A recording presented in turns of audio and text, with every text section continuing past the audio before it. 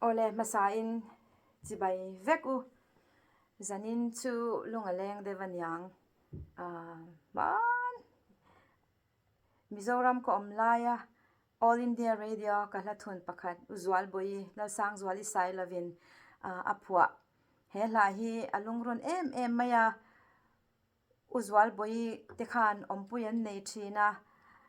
an ompuinu u pingtei chu ngai zong aneya ti chuan angai zong pa kha thik thu che em a angai zong pa chu kan school lo puyan ya ming merin Sailo mai la ti chuan anin ngai zon lai khan a thik thu chia khanin angai zong mingtei chu Zualbawihi te ompui nula u chu athinarima chemte in avitlum ta khongai thak em a chuta chuanin Zualbawihi la aphua sakan ompui tunu tan chuanin kha hla phua chu alo thliak ta I Vullai ni tiania Zualbawihi saturin min tia ti chuan min zirtira radio kan han sa moi em a lungrun em boka athu hi pui katia enge ni lunglen thak boxia Zualbawihi hianin thu hi thiam boka la phua hnem em a hi ala phua zinga mi pakhat kan du em ania sakhu ne ro chu atam em lem lowa awang chu enge ni mi in twal that chung te ngai hla ania sakhun rem chang hi om lowa amai ro chu zanin hian karil ruin he hla hi lo oma kan sa guitar te hi kan thiam lo em a ma se kan zai chu kan rem ve theya music instrument kim nen te chuan han ti la nal chu nal deuh hlek anga mai ro chu hei kan living room atang hianin keima system ve te in hei ka guitar nen kan han per tlenga man laya kan ti dan kha ni maya ke chu senior citizen te kan lo ni to a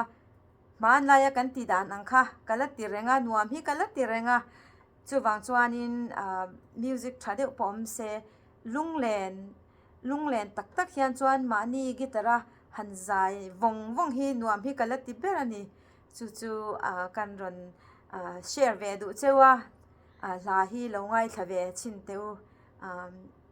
thain ti ve nge karing athu hi aril em ani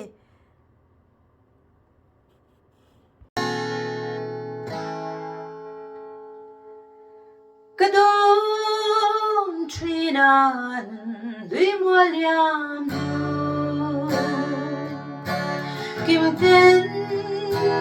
ron hon len lai kha ka u ve song sara mai mo izam ral tai kam lo e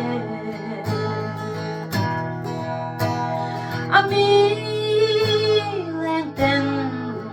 an rualai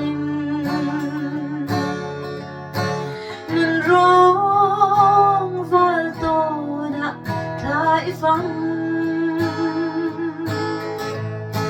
đâu lúa vàng cây cà ring lâu thà vắng vàng khoa ở chân tiệt che ilung tum lâu đưa lòng vala itong sual gaydan rualuva nam chem mane asang mange alo Thliak tai Vullai ni câu tình te analua kati Maria te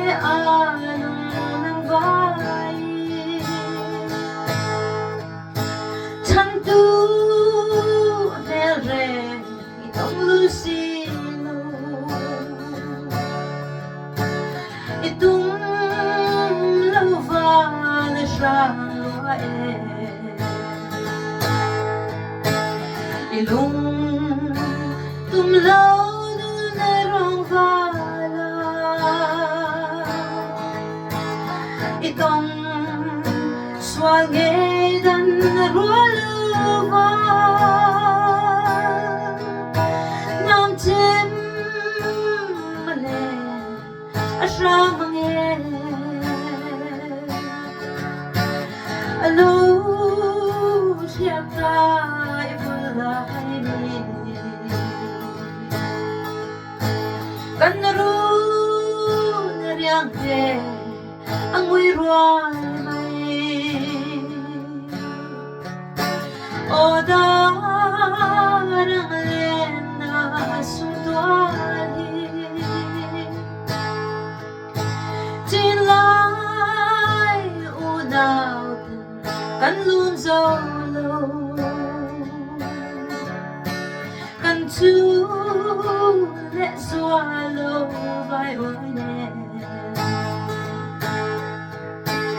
ilung tumlaw rong vala itong swalge dan rualuva nam tim male ashramange alo Thliak Vullai nam tim ale shrang mange alo Thliak Vullai